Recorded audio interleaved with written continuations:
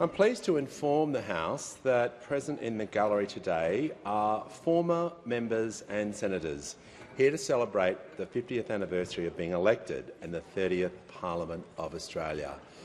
There are too many to nominate, but I would like to recognise them for their service in the old Parliament, and I had the privilege of meeting the Honourable Philip Ruddock on the way in when he joined them today. A very warm welcome to you all. I'm also pleased to inform the House that present in the gallery today is the Lord Mayor of the City of Hobart, Councillor Anna Reynolds, and the Deputy Mayor of the City of Perth, Councillor David Conbales.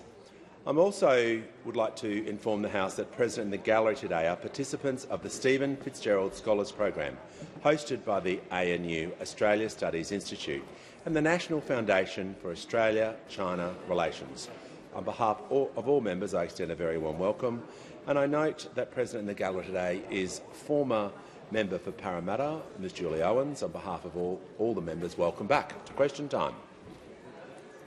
And also today is the Mayor of the City of Casey, Councillor Stephen Cooman. On behalf of all members, welcome to Question Time. I have to report that the order of the day relating to the Prime Minister's motion of condolence in connection with the death of the Honourable Graham Frederick Richardson AO has been debated in the Federation Chamber and is returned to the House. I present a certified copy of the motion, and I understand it is the wish of the House to consider the matter immediately. The question is the motion moved by the Honourable the Prime Minister be agreed to, and as a mark of respect I ask all present to signify their approval by rising in their places.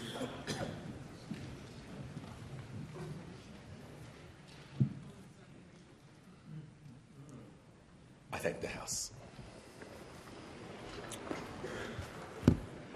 We shall move to questions without notice. But before we do so, on indulgence, I'll call the Prime Minister. Thanks. I inform the House that the Minister for Social Services will be absent from question time today, and the Minister for Employment and Workplace Relations will answer questions on her behalf. Now we shall move to questions without notice, and I give the call to the Honourable the Leader of the Opposition. Thank you, Mr Speaker. My question is to the Prime Minister.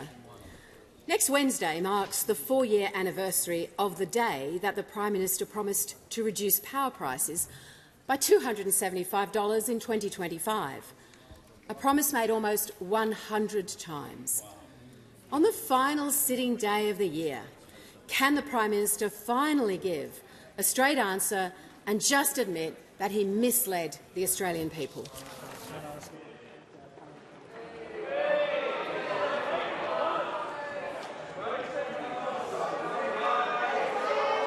Order. Order. When the House comes to order, order, members on my left, I ask all members on my right will cease interjecting.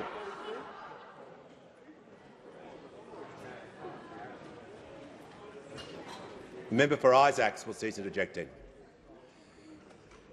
Members on my left, if any of that behaviour continues, people will simply be issued with a general warning, and I ask all members to show more respect and decorum in the House and to follow the standing orders that we are all obliged to follow of not using props in the chamber.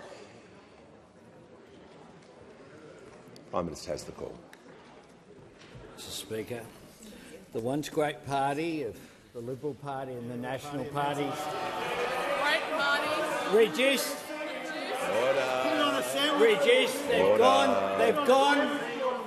They've gone from either being a party of government or the alternative party of government into play school, Mr Speaker, into play school. While the person who was Deputy Prime Minister when they committed to net zero is outside doing a press conference reporting the defection. Reporting his defection from the National Party. But of course they've come a long way since those golden days of caring about energy policy and the environment under Scott Morrison and Barnaby Joyce. Member for Lyne, the member for Barker. When they stood up and committed to net zero, when they acknowledged that the climate The member wars the member for Cowper is now warned. were causing a failure of investment. Now, my learned colleague up there, Phil Curry, had this to say. In reality, the climate wars of the past 2 decades... The member for Groom. They're all outside watching you go down to 42. In reality, this is what Phil Curry had to say. In reality, the climate wars of the past 2 decades, caused primarily by recalcitrance from the Conservatives, is the reason why the energy grid today is such a dysfunctional and costly mess as it tries to play catch-up. That is what, in that radical journal, the Australian Financial Review had to say. But today, instead of having tactics committee meetings in the morning now, they have the equivalent of, paper yoga.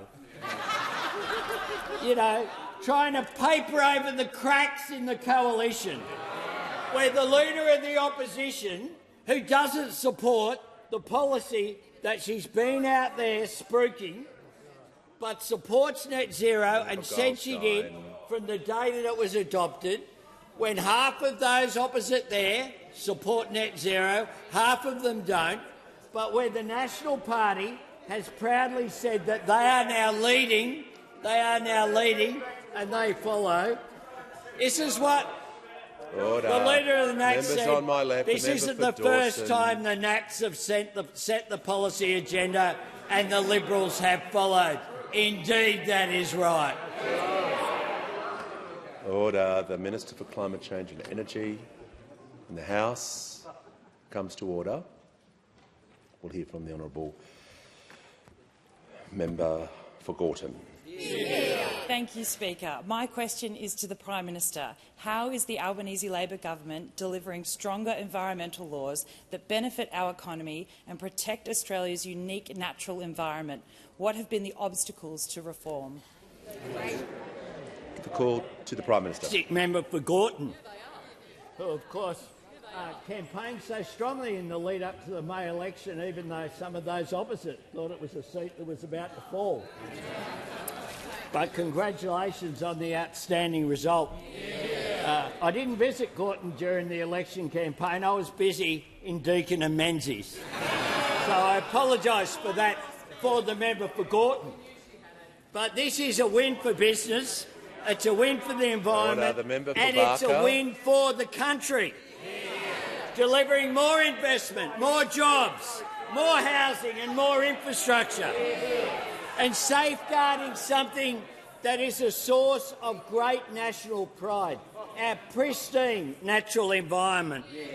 The current laws aren't just obsolete, they're an obstacle. And in 2000, the median approval time for a project was 48 weeks. Today, it's 118 weeks. That means investors walk away and costs rise. The Samuel Review was commissioned by the Coalition and then ignored. They treated the recommendations with contempt. No surprise, given their betrayal of the Morrison-Joyce legacy on net zero. But while they're fighting each other, this Labor government is delivering a national environment protection agency, delivering more jobs, more renewable energy, more houses, and delivering for workers in the forestry industry. It's delivering for our national interest, our people and our jobs, our industry and our environment. And I want to thank all those in industry and in the environmental groups who have engaged so constructively with the government to get this done, Australia does not have to choose between a stronger economy and a cleaner environment, because our government is delivering both. Giving greater certainty for business that will drive investment and lower costs, but also making sure that we do so in a sustainable way. this is a government that is focused on delivery. We said we would deliver this legislation this year, and we have today in the Senate. We'll pass this legislation through the Senate. We'll receive it back here this afternoon and get this reform done. Give a call to the Honourable the Deputy Leader of the Opposition. Thank you very much, Mr Speaker. My question goes to the Prime Minister. With inflation running well above the RBA's target band and markets indicating the next rate move will be up, the Treasurer's economic failure is exposed. With 28 days until Christmas, what does the Prime Minister say to struggling mortgage holders paying $1,800 more in interest in December and every month thereafter than under the Coalition? Order. Order. Members on my right. The member for Moncrieff. Order. No, I want to deal with this. The member for Moncrieff interjected 9 times during the last answer. So I'm just going to ask the member for Moncrieff to assist me with the House. She's a team player. The Prime Minister has the call. My goodness, Mr Speaker. The Shadow Treasurer, who of course had coverage of the nuclear policy, that was going to cost $600 billion and deliver something, in the 2040s. He was so good at that. You're the reason there's only 42 of you. But they've now put him in charge. Of their economic policy, their economic plans. And what he's come up with there Government whip. is the revelation that there was this thing called COVID that flattened economies globally, that led to a cash rate of 0.1, that led to interest rates around the world declining, around the world, throughout every advanced economy, that led to emergency measures supported by the opposition, with myself as leader, being responsible, backing measures, including to keep people in work, unlike what they would have done, each and every day. And he has the hide to say, why isn't everything the same as it was under COVID? That is what he has had to say. Order. Well, the truth is that when it comes to interest rates, there have been 3 decreases this year. Inflation is half of what it was when we came to office. Employment has 1.2 million additional Australians in jobs. Wages have had 8 consecutive quarters of rising, not falling like occurred under them. Order. Hang on. The Prime Minister will pause because. Order. No.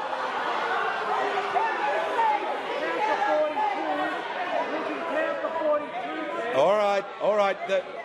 The Deputy Leader of the Opposition and the Treasurer are welcome to take their conversation outside. Order.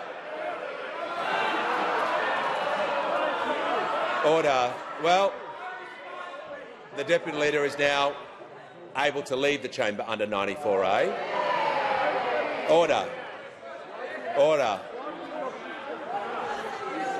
Order.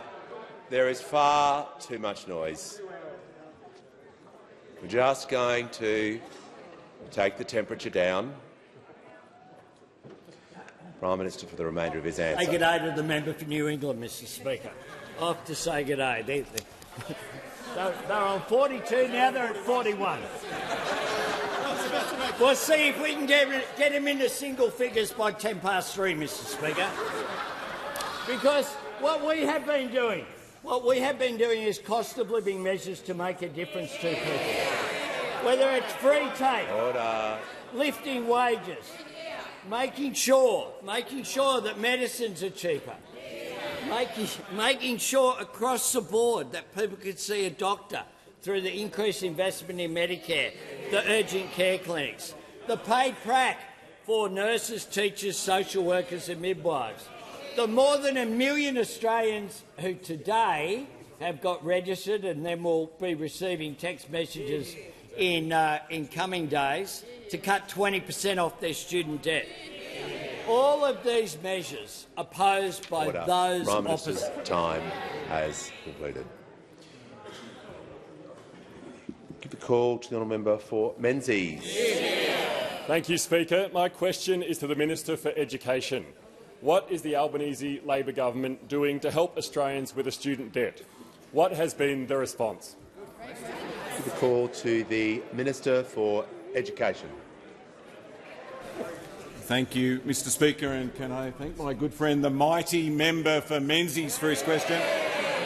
Mr Speaker, in the wee small hours of this morning between 3 a.m.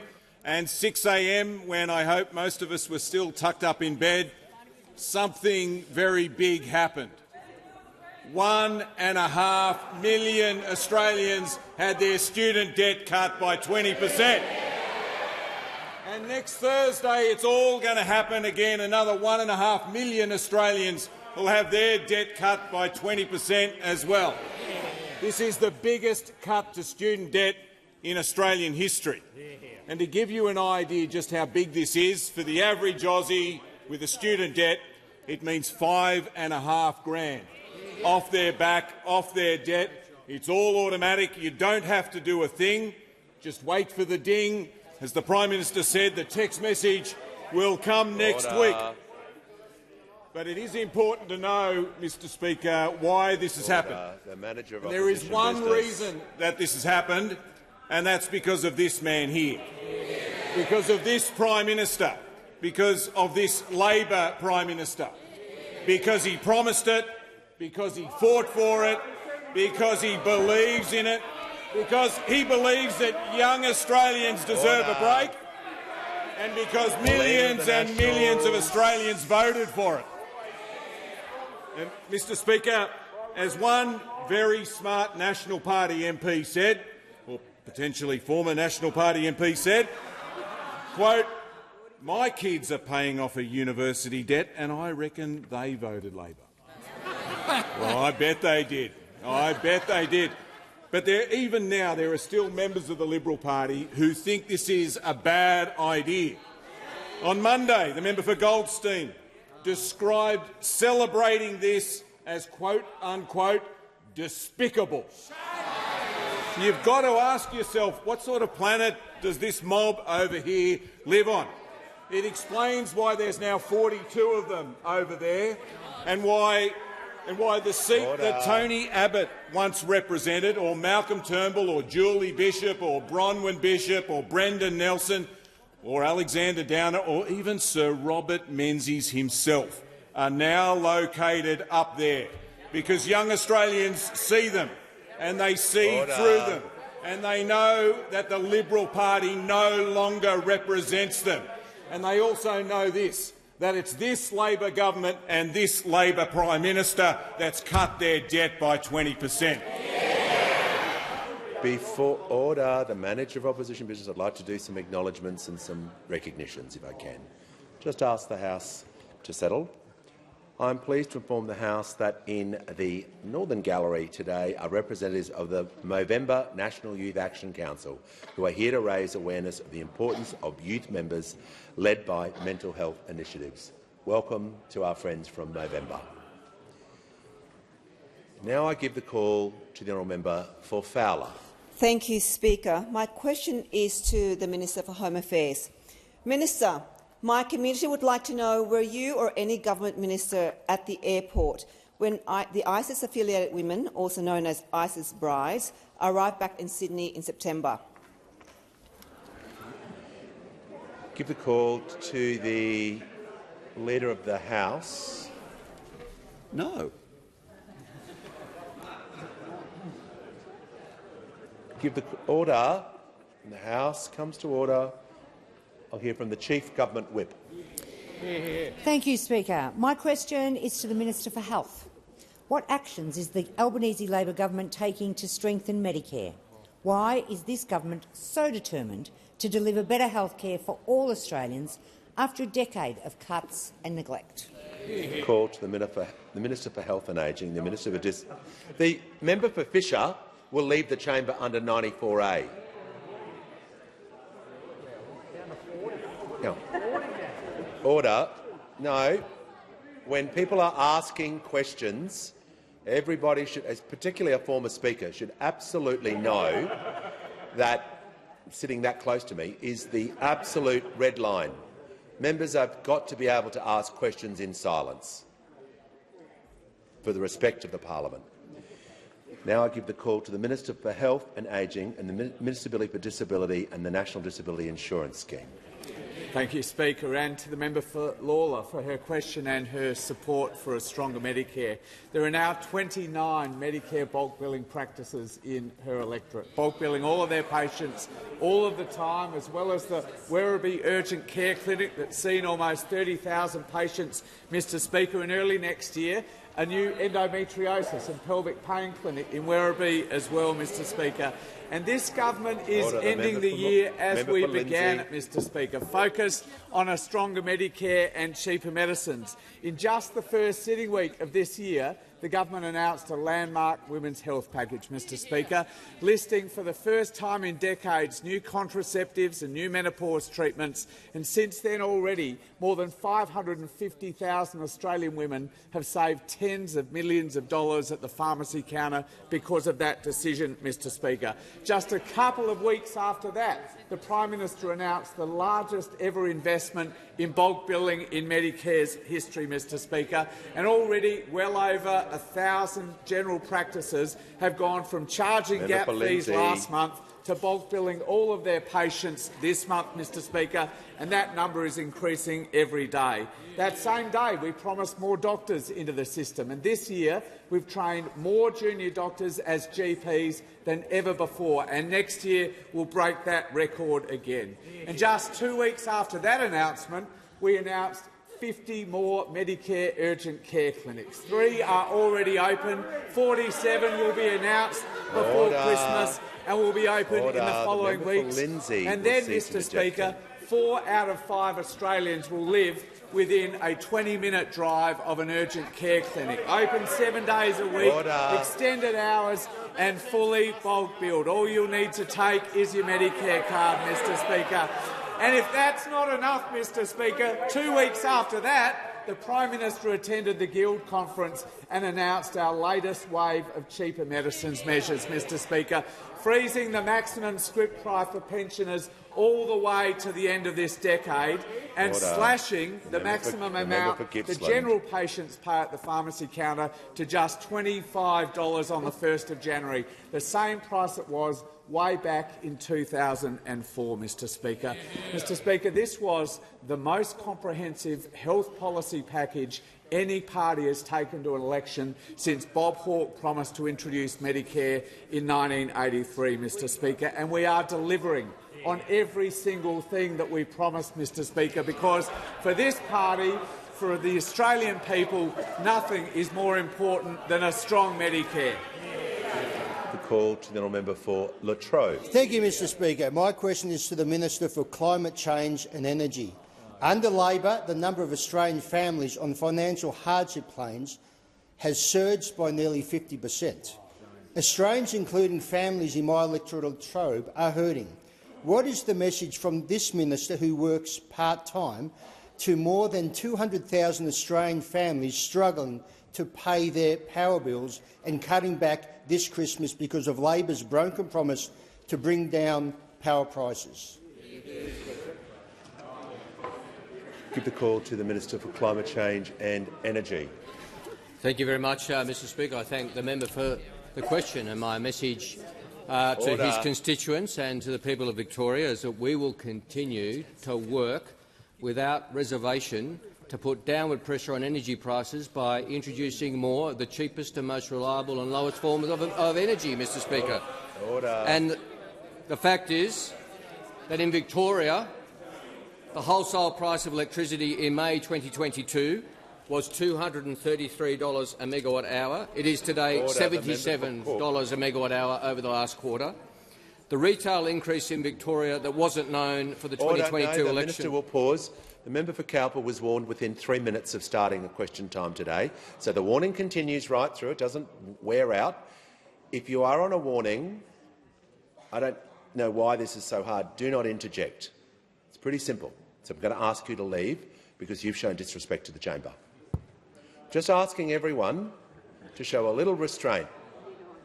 Member for Lindsay, I'm asking you as well not to interject anymore.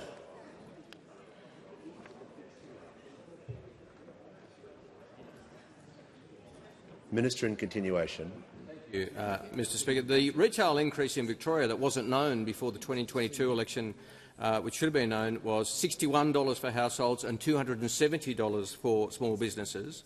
6 coal-fired power stations in Victoria totalling 6.8 gigawatts announced their closure under the former government. Morwell, Anglesea, Hazelwood, Yallourn, Loy Yang B and Loy Yang A are the first 3 closing in that period. None of them were. There was no plan to replace any of them. The previous government's big scheme, the underwriting new energy generation investment program, UNGI, delivered exactly 0 gigawatts for Victoria under them, Mr. Speaker.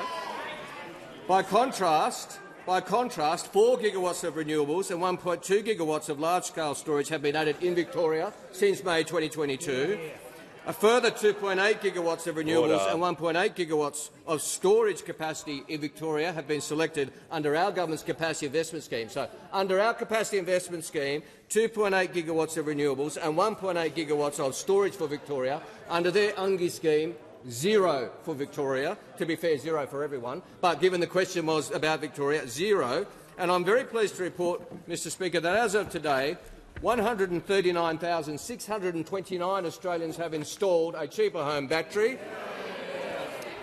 and 23,845 of those have been in Victoria, with that state now having 500 megawatt hours of new home battery capacity since the 1st of July. So what our government is doing is delivering for the people of Victoria and repairing the damage of 10 years of denial and delay the previous government inflicted on the people of Victoria.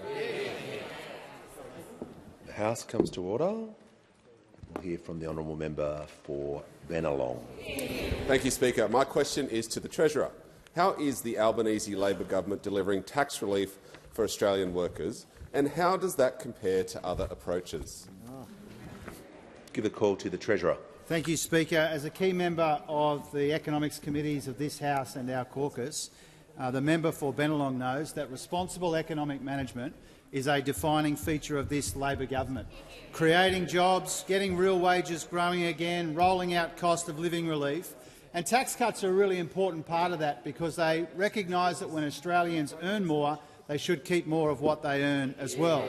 And that's why we cut taxes last year. It's why we're cutting taxes next year, why we're cutting taxes the year after that as well.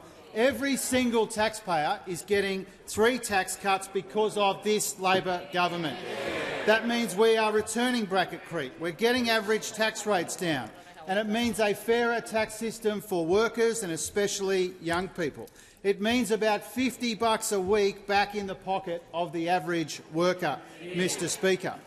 Now, when the Shadow Treasurer gives speeches about bracket creep, he really ought to mention that those opposite voted against these income tax cuts. The Leader of the Opposition said she'd absolutely roll them back. They took a policy to the last election to raise income taxes on all 14 million tax-paying workers. And that means if they won the election and if they had their way, 14 million Australians would be paying more tax. Bracket creep would be worse. Average tax rates would be higher. Tax to GDP would be higher as well, but they still had bigger deficits and more debt, Mr. Speaker.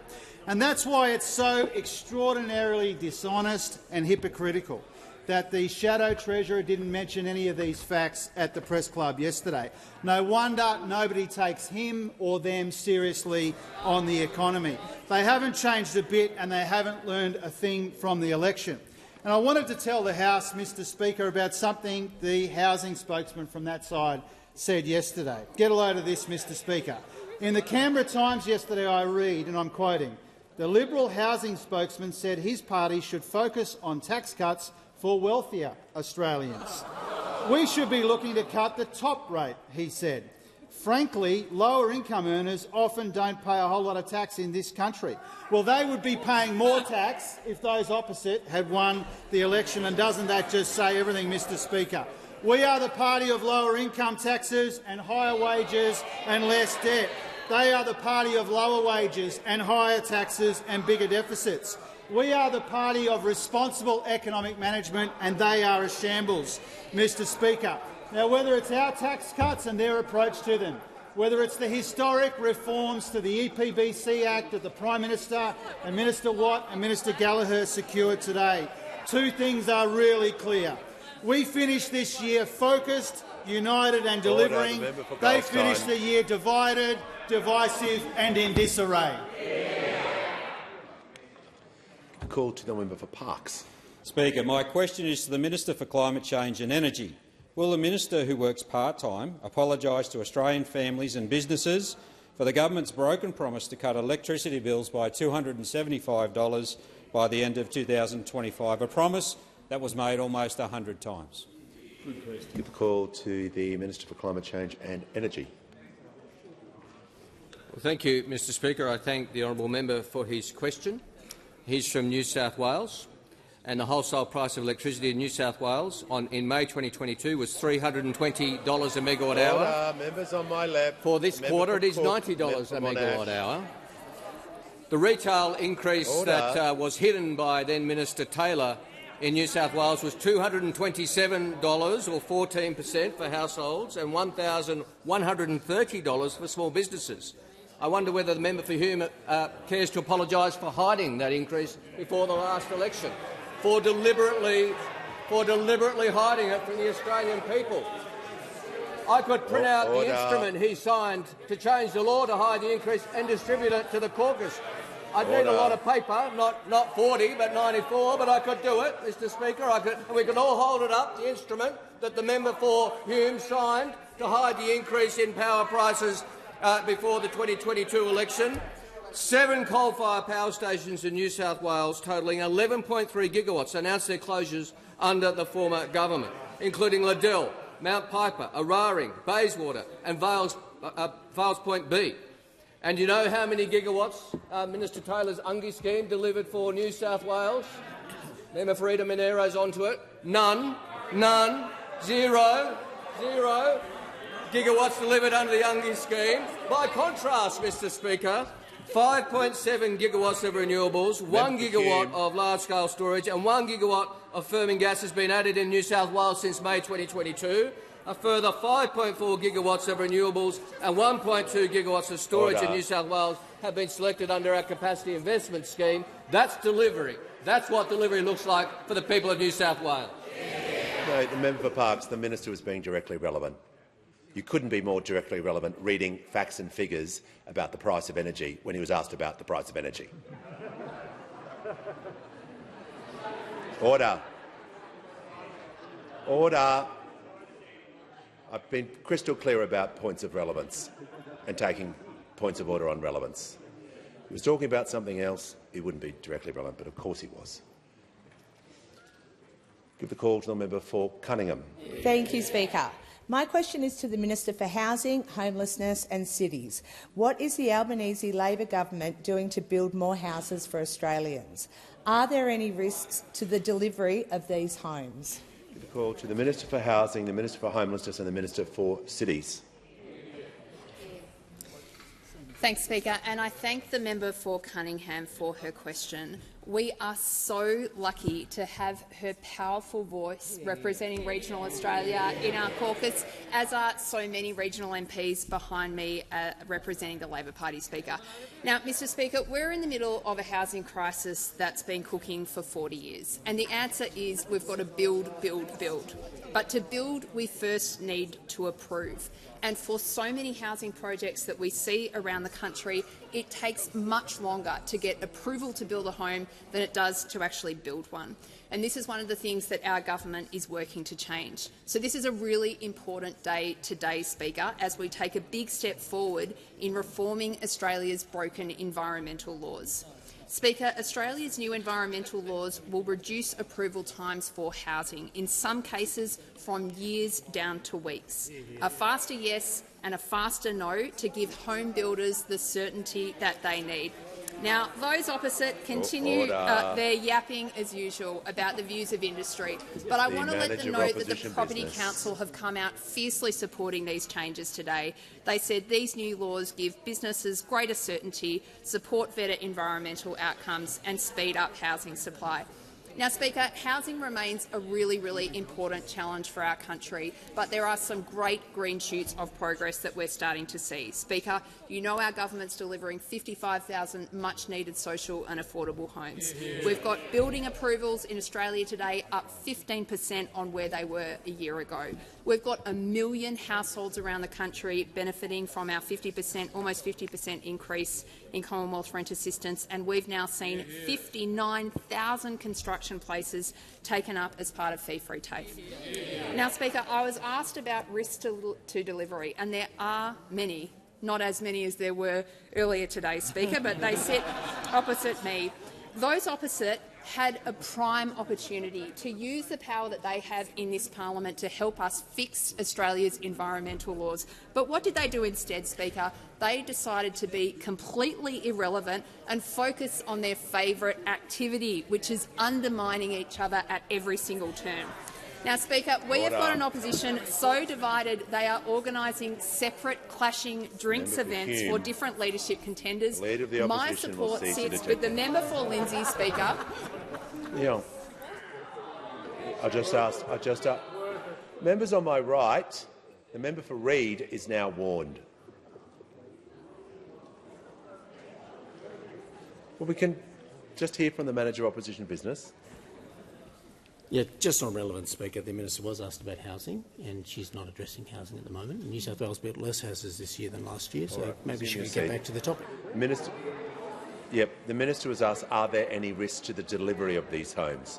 So just want to make sure, I'm working with you, just want to make sure for that part of the question she's making her answer directly relevant, and she'll need to talk about the risks, not just opposition policy. She'll need to answer the question that she was asked about.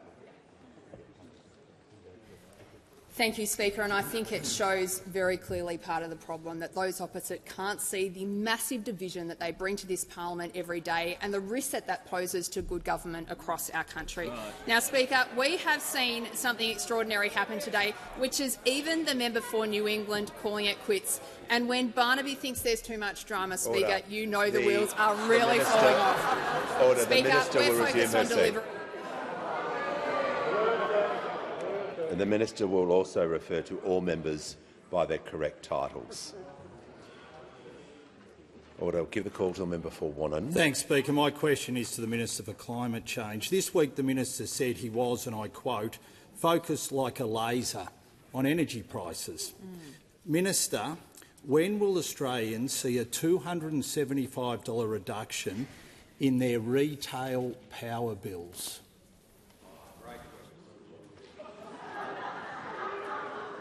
Give the call to the Minister for Climate Change and Energy. Well, thank you very much, Mr Speaker. I thank the honourable member for his question. And we agree, energy bills are too high. That's why we're working so hard to get them lower. That's the whole point, Mr Speaker. That's what this government understands.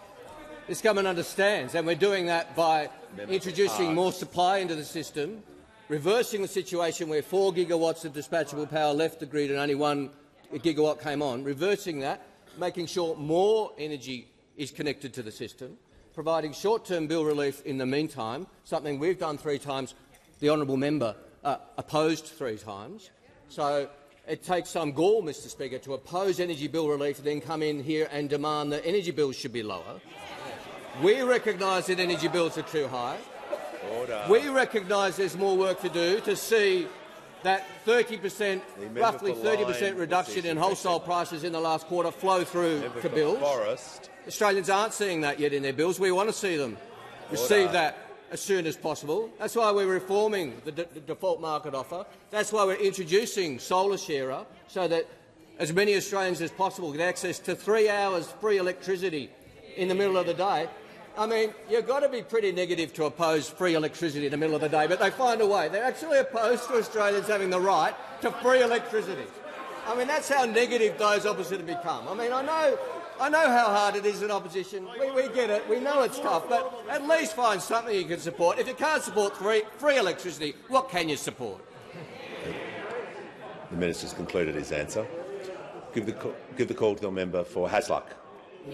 Thank you, Speaker. My question is for the Minister for Employment and Workplace Relations. How has the Albanese Labor government delivered for Australian workers this year? How does this compare to other approaches? Call to the Minister for Employment and Workplace Relations.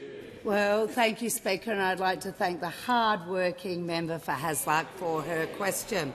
Since the Albanese Labor government was first elected, we have been working to deliver higher wages. Just a few months ago, we passed legislation to protect penalty and overtime rates, delivering on our election commitment. This means for all those workers relying on these rates over the Christmas period, they can be reassured that under this government, their penalty and overtime rates are protected. Now, this year our government advocated to the Fair Work Commission for a wage increase for our lowest paid workers, meaning that over the course of this Labor government, minimum wage earners are on average more than $9,000 better off. Now, our world-leading gig worker reforms are delivering platform delivery drivers in Australia minimum standards, including life-changing pay increases. And this year, we've also seen our determination to reinvigorate enterprise bargaining paying off. We are now seeing the highest number of employees on record covered by enterprise agreements, and these agreements are delivering substantial pay increases. And of course, our government has delivered early educators and aged carers a well-deserved pay rise, finally recognising the important work that they do. Now, this year we've also extended the right to disconnect to all workers covered by the Fair Work Act, so more people can turn off their phone and spend important time with their loved ones, particularly over the Christmas break. While our government is getting on with delivering our commitment to get wages moving, I will compare that to those opposite. Now, before the last election, we did have a coalition plan, you may have missed it, and that was to force working women into part-time job-sharing arrangements, cutting their take-home pay. They also promised to rip away the right to disconnect, wanting people in this country to work longer for less. And of course, they promised to repeal back important reforms that are delivering better wages for Australian workers. Now, despite the Coalition's plan being thoroughly rejected by the Australian people, we now have the Leader of the Opposition reheating last year's Christmas leftovers. When asked whether she would roll back our measures that are delivering better wages and conditions, she said she would look at it all. Everything is on the table when it comes to those opposite. Now, while those on the other side continue to fight and squabble for just one job, this Labor government is fighting for well-paid jobs for every single Australian. Call to the honourable member for Kooyong. Thank you, Speaker. My question is to the Minister for Home Affairs. In the last 3 months, the government has signed a secret MOU to pay Nauru at least $2.5 billion to house an undisclosed number of asylum seekers. Allegations of corruption have been made against multiple members of the Nauruan government, and it's been reported that Australian bikie gangs have won contracts to manage security on Nauru. Minister, is it your position that the opacity, wastefulness and cruelty of these arrangements reflects well on this country? Call to the Minister for Home Affairs and the Leader of the House. Thanks very much, Mr Speaker. I want to deal really specifically with the final part of the question and very directly about about why the arrangements we have with Nauru are important and really important for Australia to have. The issues that you raised with respect to some of those contracts, when I last met with the President of Nauru, David Adiang, who I've dealt with since 2013 when I was previously Immigration Minister, the various allegations were taken seriously by him, and I trust that the Government of Nauru is dealing with that. But why these arrangements are in place is for a very good reason. And let me go back first of all to 2013 when I was previously Minister for Immigration. At that point, through what we did with our arrangements with Papua New Guinea and Nauru, we took the number of people who were risking their lives at sea by boat in just 3 months to be cut by 90%. That's right. That would not have been possible without those arrangements. When I first came into that portfolio, the boats were at the highest rate they had ever been, and there was a real human cost in that. I had 33 people die on my watch, drown at sea. The youngest of them was a baby. His name was Abdul Jafari. Today he should be 12. He should be 12 today, but he's not. And to make sure that we have a pathway to stop that trade in misery is an important and decent thing for Australia to do. In the same way, the more recent arrangements, which were referred to in the question as being about asylum seekers, there was no mention in the question about the fact that the particular people we're talking about there are people who have committed serious crimes in Australia. And it's a bit of a big detail to leave out, because these are individuals who have had their visas cancelled for a reason. And Australia has to be a country where visa cancellation is meaningful. When we had the High Court decision on NZYQ, we had a situation where all of a sudden it meant for some people, if your visa was cancelled, you'd have to return to your country of origin or go somewhere else. But for others, visa cancellation would in fact be meaningless for them. They would live in the community in the exact same way. And that's not the way to run a serious immigration system. As a nation, it is right and proper that any country is able to have control of its visa system. And almost everybody who is in Australia on a visa is a good guest in this country, respects this country and is welcome here. But when people, and there are some extraordinary levels of crime for people in that particular caseload, when they have their visas cancelled, it has to have meaning. If we can't return them to their country of origin, then I am grateful that the Government of Nauru has given us a pathway for the third country resettlement arrangements which were put through this parliament. Call to the member for Hunter. Thank you, Mr Speaker. My question is for the Minister for Aged Care and Seniors. What has the Albanese Labor government done to repair and rebuild our aged care workforce? Why was this necessary? Give a call to the Minister for Aged Care and the Minister for Seniors. Thank you, Mr Speaker.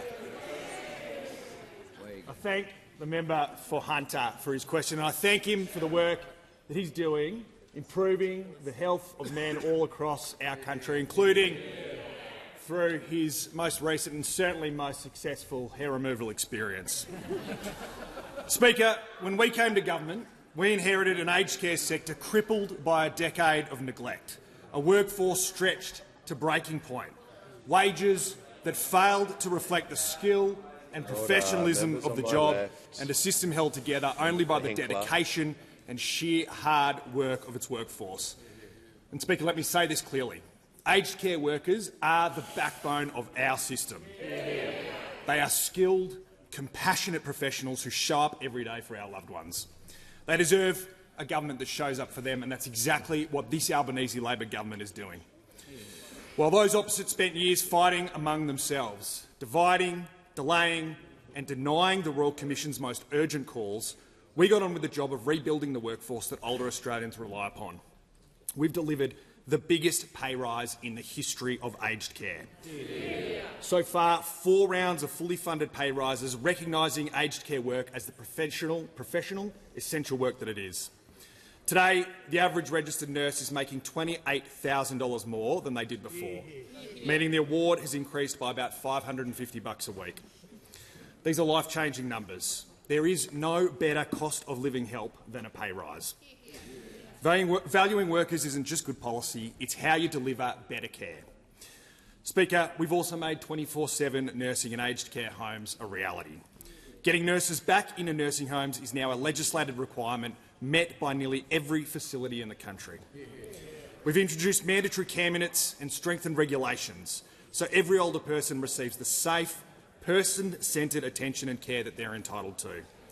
This is about lifting standards and lifting the status of the workforce. And we've invested in a pipeline of workers for the future, funding thousands of free TAFE places, retention payments and scholarships, alongside better migration settings for targeted roles.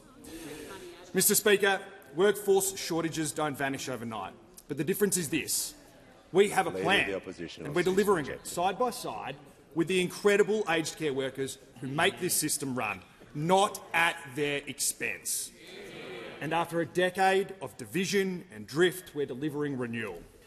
While those opposite look for the next fight, this Labor government will keep valuing workers, lifting standards and building a system that gives every older Australian the dignity and the respect that they deserve. The call to the Honourable Leader of the Opposition. Thank you, Mr Speaker. My question is to the Prime Minister. In his self-described year of delivery, and after 3.5 years of Labor, the Prime Minister has delivered the largest decline in living standards in the developed world, lower productivity, more debt, higher inflation and now, as many economists warn, the real prospect of higher interest rates. Prime Minister, on this final sitting day of 2025, will the Prime Minister finally take responsibility for all these failures? Give a call to the Prime Minister.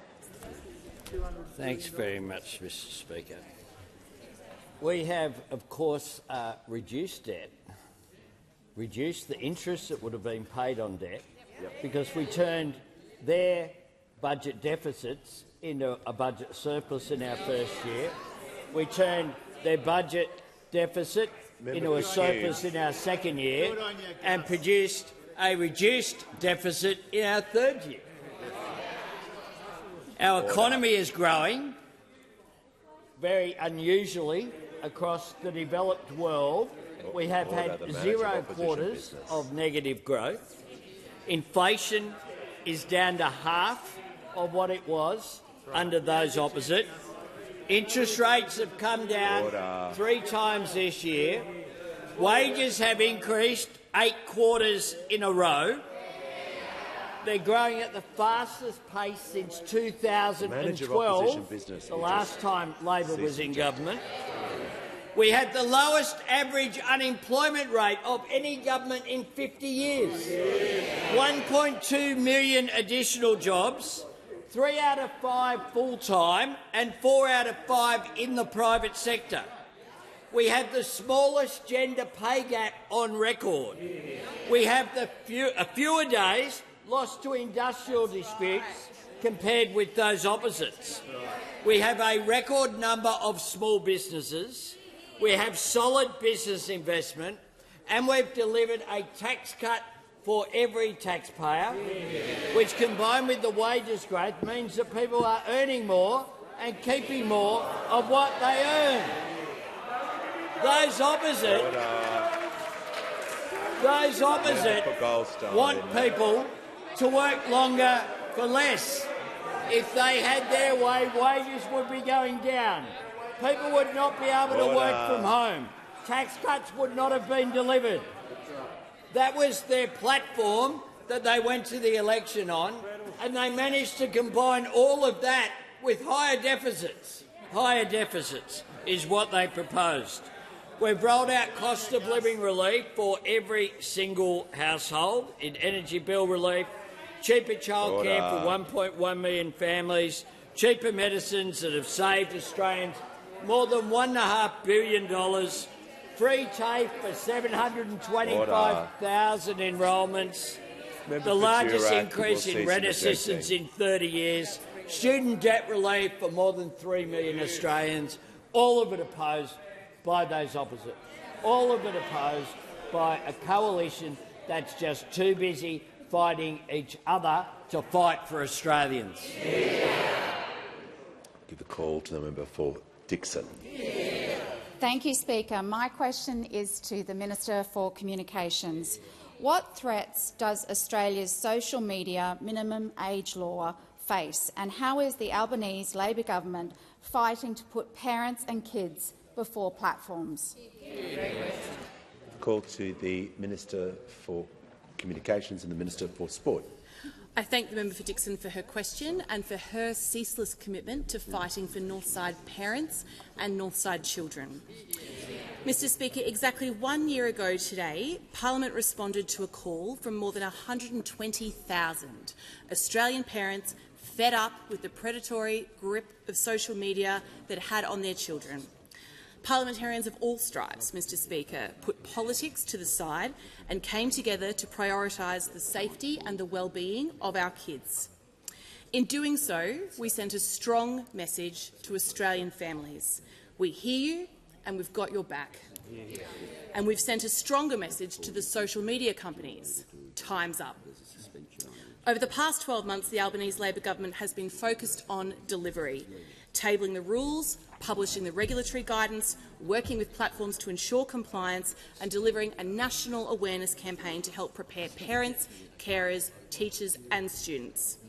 Doing our job, delivering.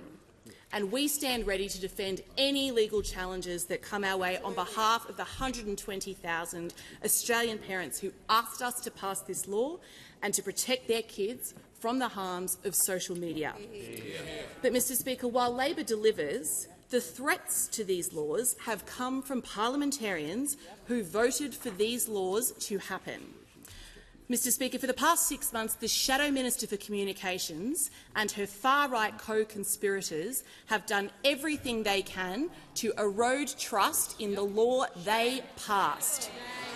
Yesterday, coalition senators were doing the dirty work of the social media platforms, co-signing a bill to repeal the bill and throw Australian kids to the sharks.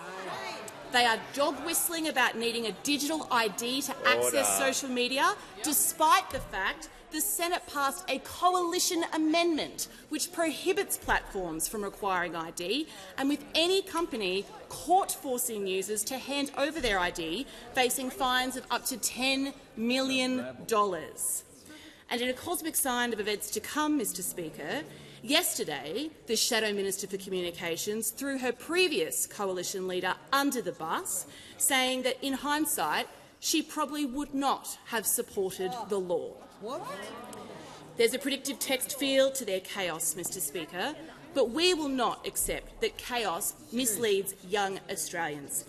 If the current leader of the opposition supports protecting children from the harms of social media, then stand up, join the government in backing Australian parents and making sure this law is a success. Anything short of that, Mr Speaker, is a complete capitulation to big tech and to even bigger political threats. Order. Member for Barker, I reminded the House yesterday about those comments. They are disrespectful.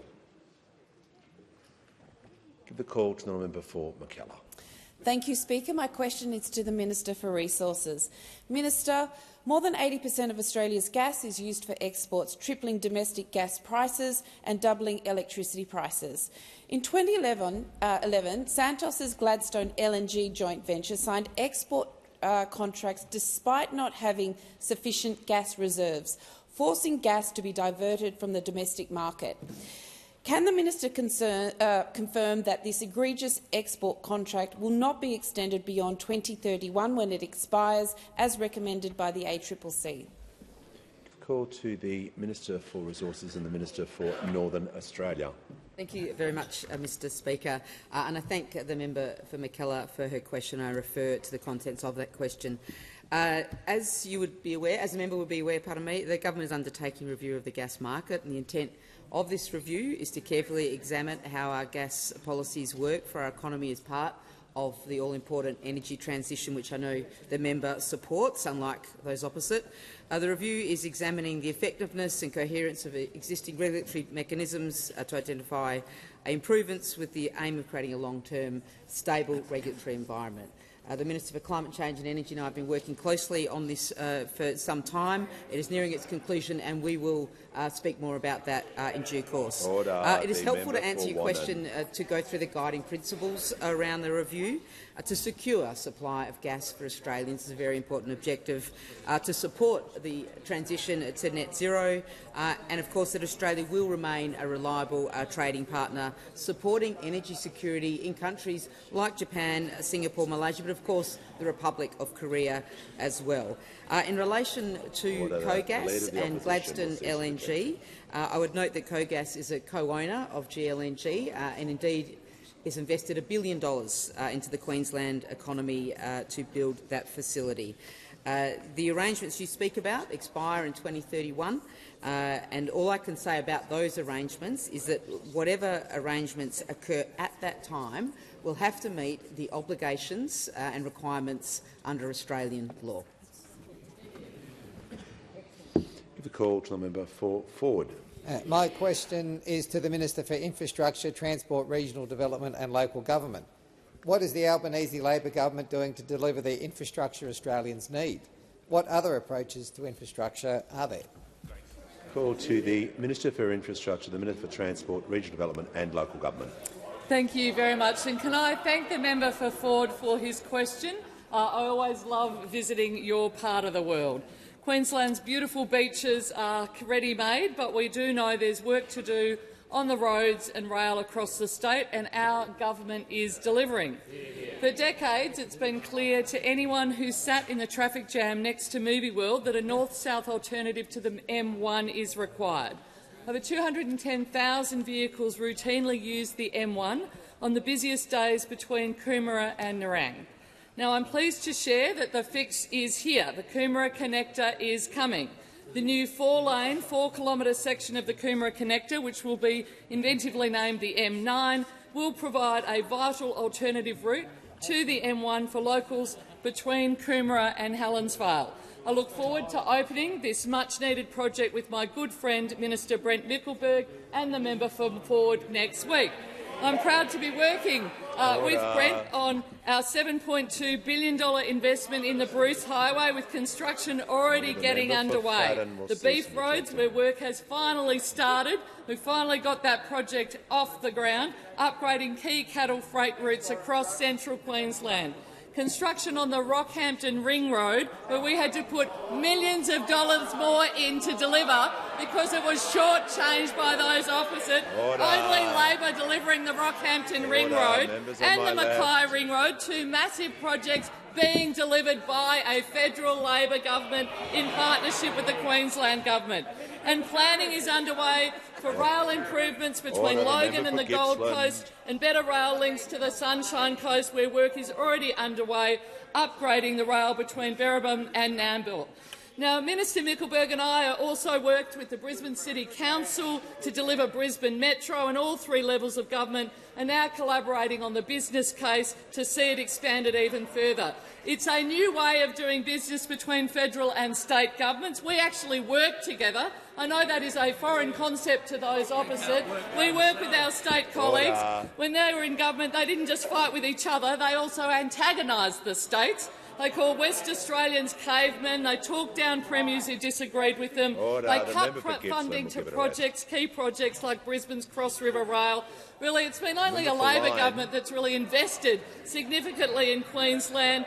We know Cross River Rail's undergoing and going well. Again, this Prime Minister had invested in it as Infrastructure Minister. They froze indexation to road maintenance, leaving potholes all across our national highway network. Decades worth of potholes that we're now having to clean up. This government is building the infrastructure that Australia needs, fixing up on the mess left by that divided opposition opposite. Call to the member for Riverina. Just an extension of time for the minister so she can talk about more about coalition-funded. Resume your seat. Resume your seat. Order. Nice try, member for Riverina. Order. When the House comes to order, give the call to the honourable member for Hinkler. Thank you, Mr Speaker. My question is to the Minister for Climate Change and Energy. How many meetings of the National Security Committee of Cabinet, which deals with important energy security issues, does the minister, who works part-time, expect to miss while he is overseas at his full-time job as President of COP negotiations? Order. Prime Minister. Speaker. I'll take the question as the chair of the National Security Committee. Order. It's actually a breach of the law to talk about what happens at the National Security Committee. Order. Order. Members on my left. Yep. Order. The Minister for Climate Change. The member for Hume. When the House comes to order. I know it's the last day, but we're going to get through this. So I'd like to hear from the member for Boothby. Thank you, Mr Speaker. My question is to the Leader of the House. As the parliamentary year draws to a close and we move towards the Christmas season, what are the different approaches to delivery that have been taken so far in the 48th Parliament? Call to the Leader of the House. Thanks very much, Mr Speaker, and I thank the member for Boothby for the question, because the approach to delivery could not be more stark. We have in this 48th Parliament since the election, because we have an Albanese Labor government cutting 20% of student debt, because we have an Albanese Labor government having cheaper medicines, because we have an Albanese Labor government protecting penalty rates for Australian workers, because we have an Albanese Labor government 5% deposits for first home buyers. And add to that today, because we have an Albanese Labor government, long-awaited environmental reforms, and I might say Australian content obligations for streamers.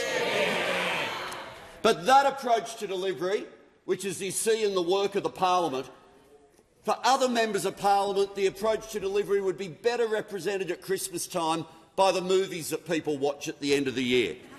Because the great Christmas story, the Christmas Carol, I suggest they all watch a version of it, probably the Muppet version of the Christmas Carol, and in doing so, don't focus on the tragedy of Tiny Tim.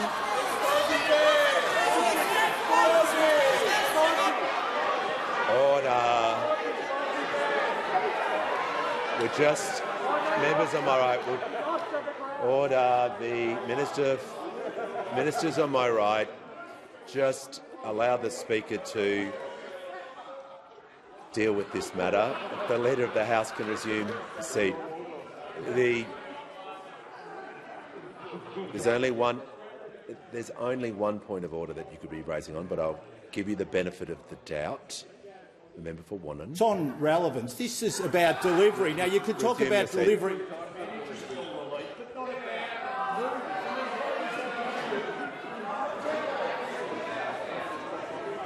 Order. Order. Members on my right. It was a very broad question, member for Wannon, and you're not to abuse standing orders like that. I'm feeling generous because it's Christmas time. Order. Order. Thanks when very the House much, comes Mr. to order, Speaker.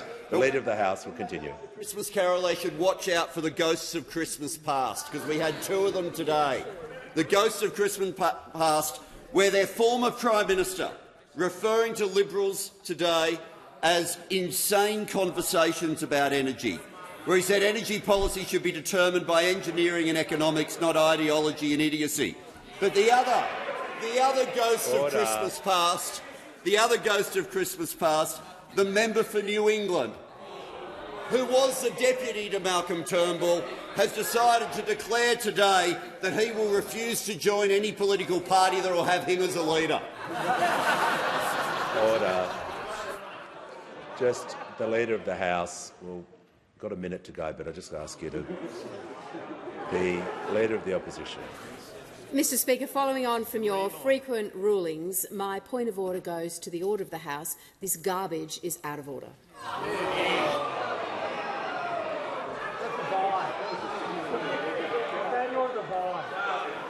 Order. Order. This places the Speaker in a difficult position because the question was so broad, but I'm just going to ask the Leader of the House to conclude as quickly as possible. Thanks, Mr Speaker. Because it won't be long before they do move on from that movie, and with Love Actually we'll have the member for New England turning up at a Queensland doorstep for a different party, holding a sign saying, "To me, you are perfect."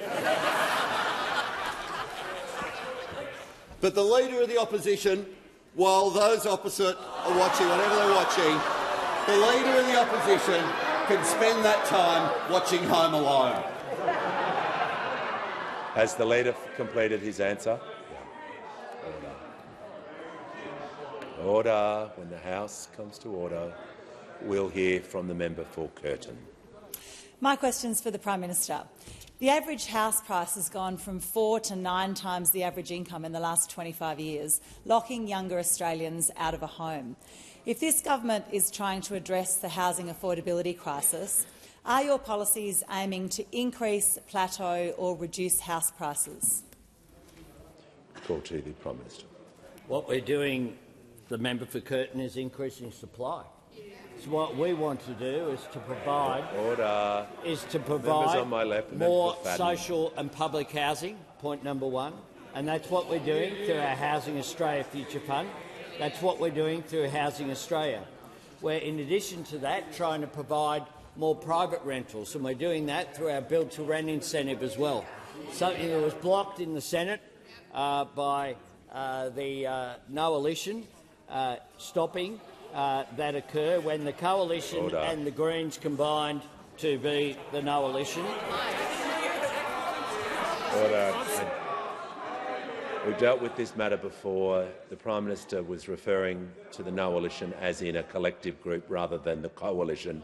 If he'd referred to the Coalition as the Coalition, as I have done before to rule it out, it's just going to assist the House if that term's not used. Yes, the Manager of Opposition. Oh, all right. I said it would assist the House if it could not be used. Order. Just the Manager of Opposition business. Just everybody. When the House comes to order, the Prime Minister will be heard in silence. Mr Speaker, they've had a bad day. They've had a bad day. I understand that. I tell you what would also assist houses, not just this House, is this government's policies being implemented. Because that's what we're doing, whether it be increased social housing, whether it be increased private rentals, or whether it be increased home ownership through programs such as our shared equity scheme and our 5% deposits. The member for Curtin, I'm going to deal with the same way to the member for Parkes. The Prime Minister's completed his answer, but it was being directly relevant. When you ask a broad question like that, yeah, and he's addressing the topic of the question. Order. Order. Order. Order. When the House comes to order, we will hear from the honourable member for Newcastle. Thank you, Speaker. My question is to the Minister for Defence Industry and the Minister for Pacific Island Affairs. How is the united Albanese Labor government delivering critical defence capabilities to keep Australians safe, and how does it compare with other approaches to national security? Call to the Minister for Defence Industry and the Minister for Pacific Island Affairs. Thank you, Speaker, and I thank the member for Newcastle for her question. The Albanese government is united and working hard to deliver the capabilities our Defence Force needs to keep Australians safe. And importantly, we're accelerating delivery at the same time as growing Aussie jobs. This is in stark contrast to the Liberals and Nationals, who aren't listening, have no ideas and are focused on themselves. We've delivered naval strike missiles, Tomahawk and SM-6 missiles to the Navy years ahead of schedule, increasing the Navy's range tenfold. We're more than doubling the Navy's warship fleet, and we've selected the Megami-class frigates months ahead of schedule, with the first frigate to be delivered in 2029. And, Speaker, our first frigate will be delivered 5 years ahead of the Coalition's planned first new warship, and will deliver 4 new warships when they plan to deliver 1. Speaker, we've committed to continuous naval shipbuilding in Adelaide and Perth, delivering tens of thousands of new jobs. In contrast, the Liberals closed 2 shipyards, slashing thousands of jobs, and secretly cut $20 billion from the defence budget. We're increasing the budget by $70 billion. That is what a responsible, united government does. Now, Speaker, I'm asked about alternate approaches, and we saw it under display by the last government and continued in the opposition leader's thought bubble of a defence speech last week. A thought bubble so empty that the Shadow Defence Minister didn't even know about it. It was a speech that lauded Scott Morrison's commitment to producing guided weapons in this country. There was only one slight problem. Under the Morrison government, they produced 0 missiles. 0 missiles.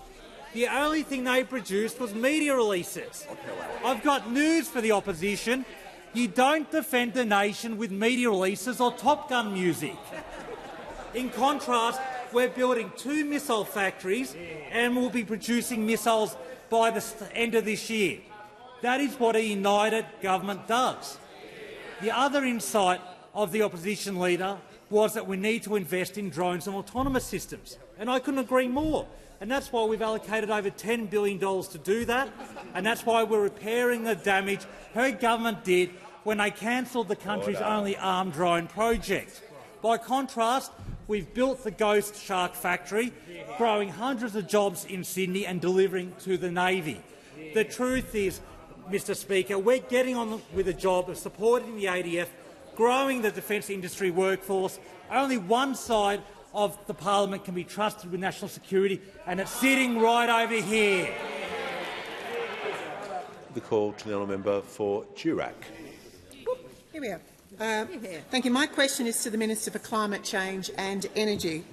The Vinnie's WA CEO Anne Curran has delivered this damning assessment of life under Labor, and I quote, "The demand for our support services, particularly for emergency assistance, is greater than ever before. Not only are people struggling to pay their rent, but they don't have enough money left at the end of the week to buy essentials such as food." Can the minister, who works part-time, confirm that the government's failure to deliver its promised $275 power bill has ruined Christmas? Give the call to the Minister for Climate Change and Energy. Well, thank you very much, Mr Speaker. I thank the honourable member for her question, and we would agree with the Chief Executive of Vinnie's that energy prices are too high, and that's why we're working hard to reduce them. That's why we're working so hard. That's why we're working hard to ensure more energy supply in Western Australia. 2 coal-fired power stations in Western Australia announced their closures under the former government, Muja A and Muja B. Minister Taylor's scheme, UNGI, delivered 0 gigawatts for Western Australia. In contrast, 1.5 gigawatts of renewables and 1.2 gigawatts of large-scale storage have been added in Western Australia since May 2022. A further half a gigawatt of storage in Western Australia has been delivered under the Capacity Investment Scheme. And I'm pleased to tell the House that 15,825 West Australian families have installed a cheaper home battery since the 1st of July, in many instances reducing their bills to 0 or getting a rebate instead of getting a bill, actually getting money in their bank account rather than getting a bill.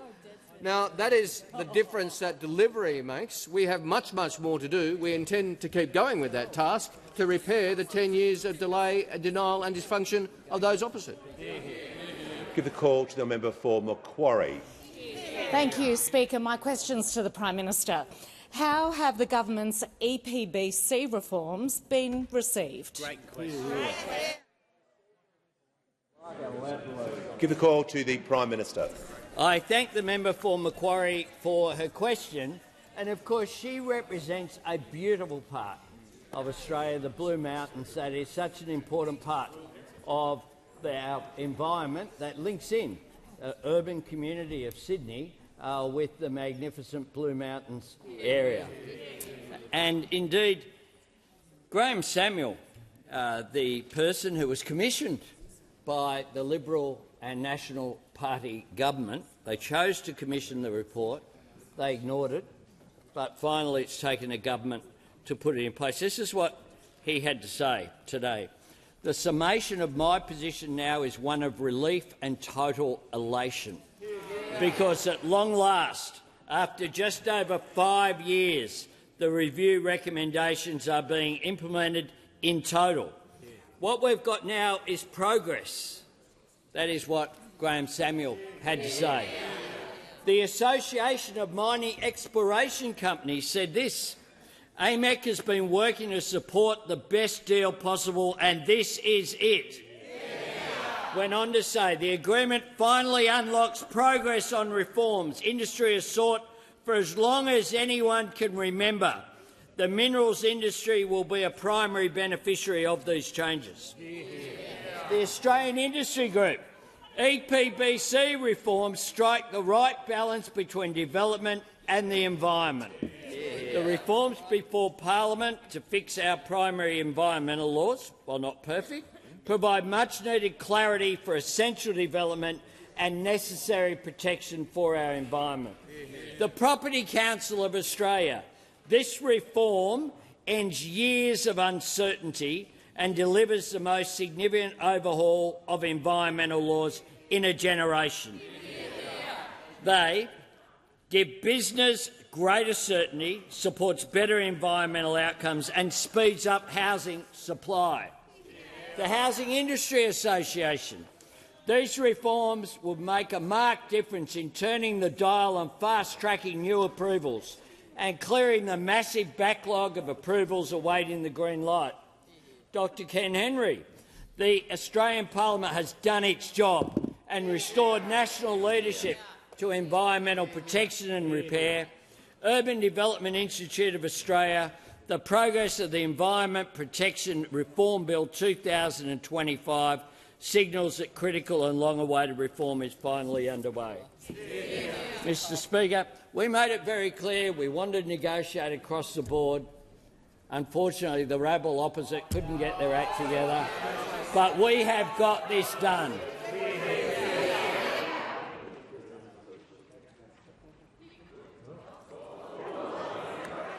Order.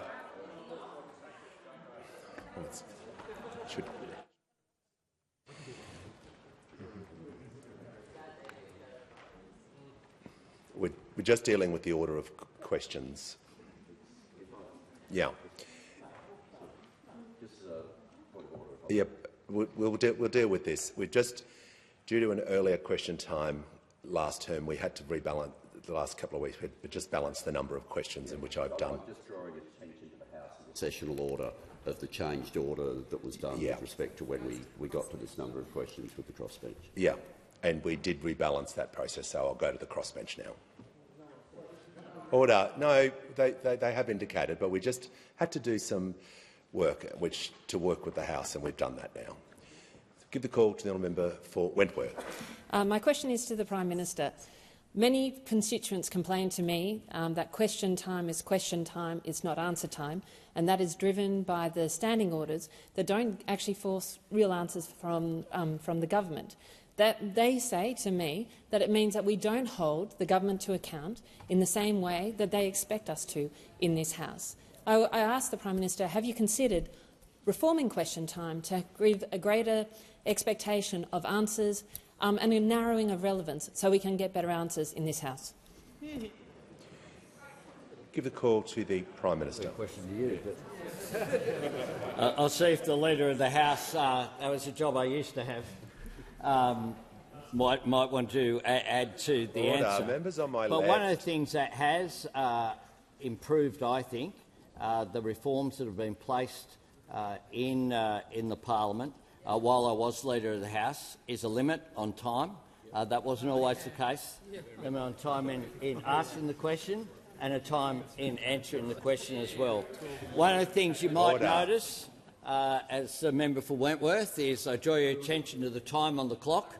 One of the things that I have done is not shut down question time after an hour, and indeed,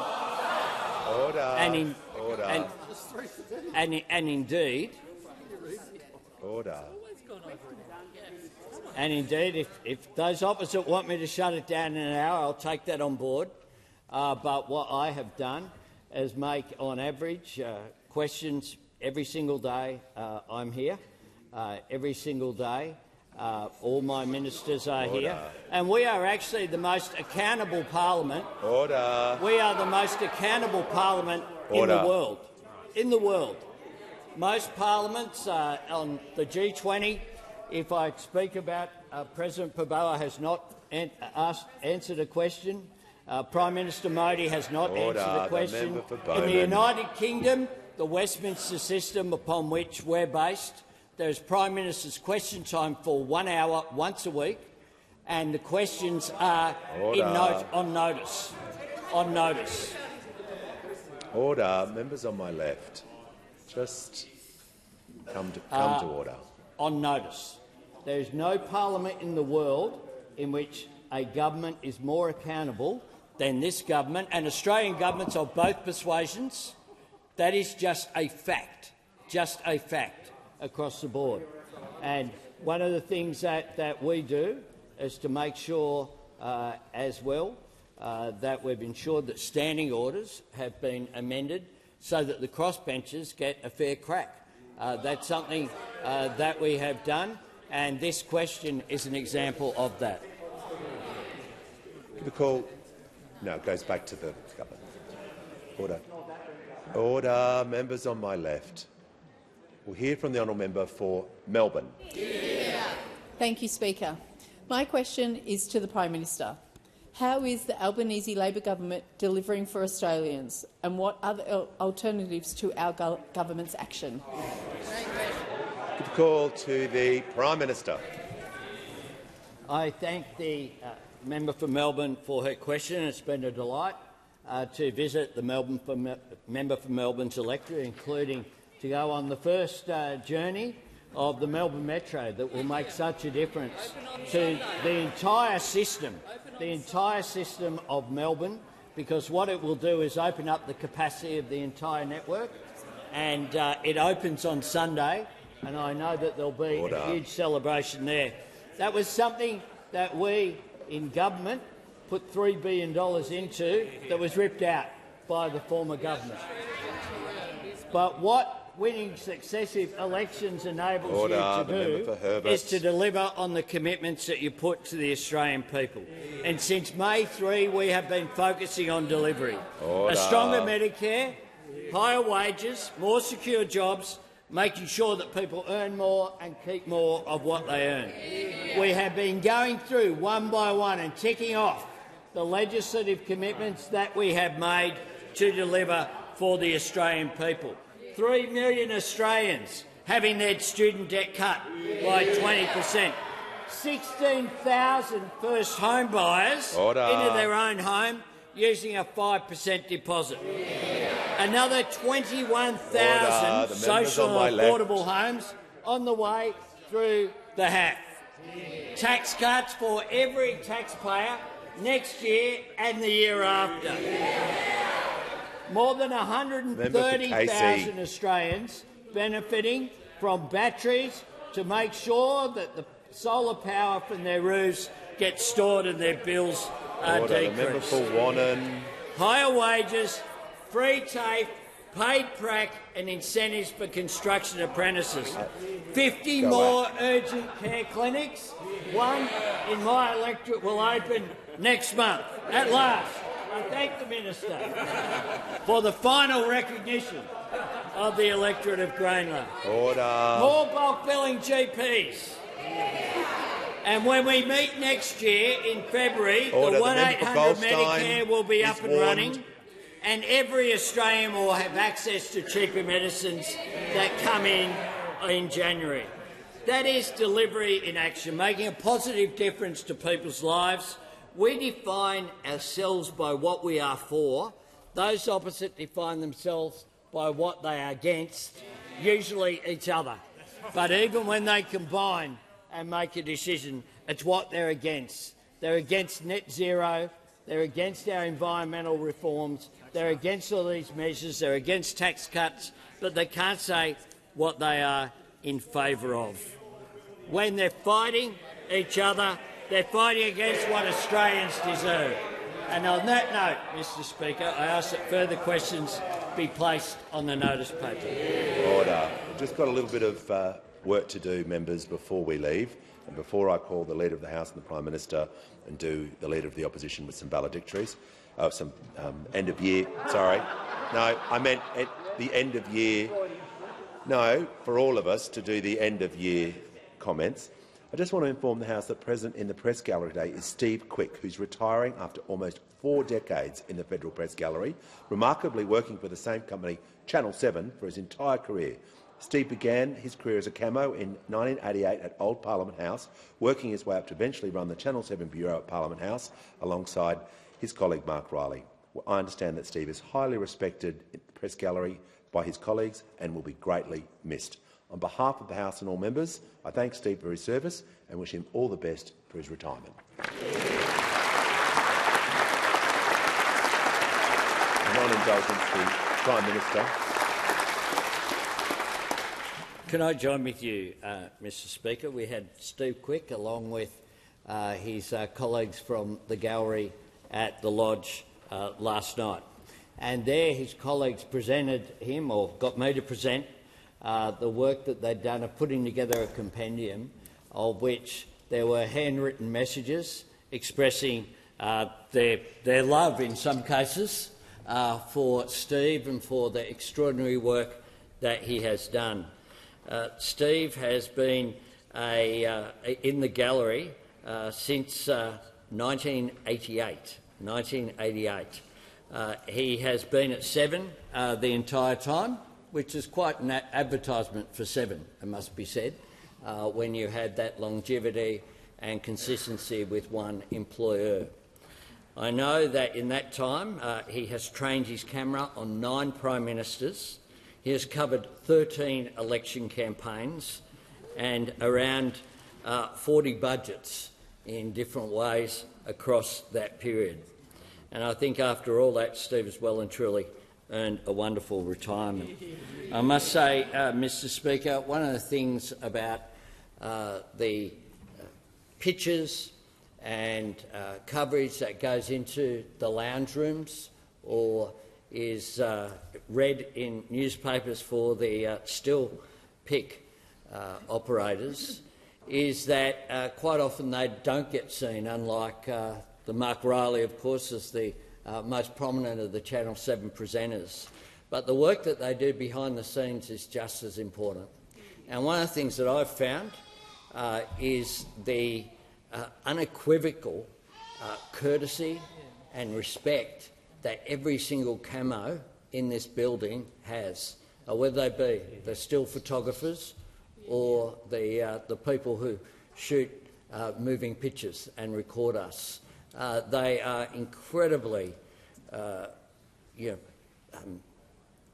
just dignified in the way that they conduct themselves. They're always there before the press conference. They're the ones who set it up, and they leave afterwards when everyone else is gone, whether it's the people in front of the camera or the people asking the questions. They're there, and they're there then going up to the studios to make sure that the pictures make sense and to put it all together. So to Steve, I pay tribute to you, mate. I thank you for the work that you've done and the engagement that I've had with you. But I think your work as well and the tribute symbolises the respect in which the people behind the cameras are held by all of us in this chamber. And on indulgence, the Honourable, the Leader of the Opposition. Thank you, Mr Speaker, and thank you, Steve. I popped up to the Bureau to say a personal thank you to Steve Quick earlier today.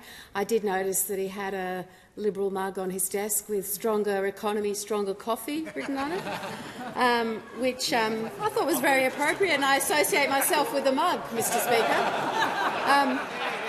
But I also made the very good points that the Prime Minister has just made, which is that we see the journalists and we relate to the journalists. We don't often appreciate the incredible work that goes on by the cameramen and women. And Steve shared with me that he's going to spend a bit more time on his hobby farm close to Canberra and look forward to retirement. But I suggested that he had a lot of wisdom that would probably be passed on to another generation, and we look forward to seeing him at some configuration back in the building. Now, I'll just call the Leader of the House with some arrangements that we'll need to deal with, and then we'll move to the speeches. Prime Minister and Leader. Thanks, Speaker. I move that leave of absence be given to every member of the House of Representatives from the determination of this sitting of the House to the date of its next sitting. I'll put the question. Those opinions say aye. Against no. I think the ayes have it. The Leader of the House. Thanks, Speaker. I move that Standing Order 31, automatic adjournment of the House, and Standing Order 33, limit on business after normal time of adjournment, be suspended for this sitting. For members, that is because we are expecting to receive messages from the Senate that we will need to deal with today. I'll have more information on the pace at which the Senate is going, and as soon as I know when we're likely to receive those messages, I'll report back to the House.